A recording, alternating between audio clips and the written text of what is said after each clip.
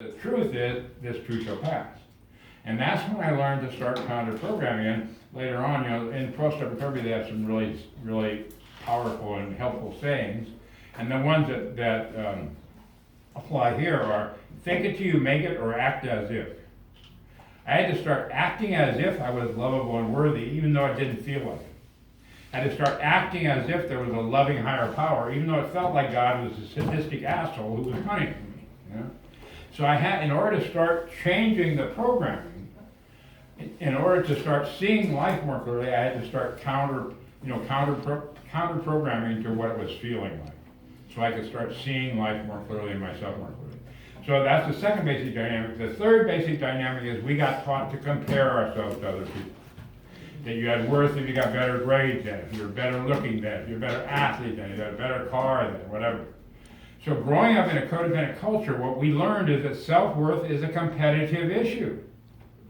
Which means in order to feel good about myself, I have to have other people I look down on. And then there's always somebody to look up to feel like I'm not there yet. What a crappy way to live. You know? Here still doesn't feel okay, but at least I'm better than them, but I'm not going to be okay till I get there. What a crappy way to live. You know? So basically our egos got programmed to relate to life from fear, shame, and scarcity, because that's what our parents related to life out of. And the enforcer for the ego in this codependent defense system is what I call the critical parent voice.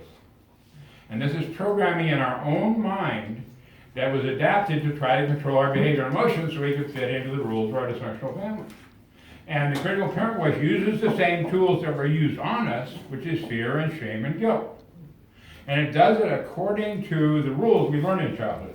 And basically what we learned in childhood was that life is a test that you can fail, and you can fail it by doing it wrong.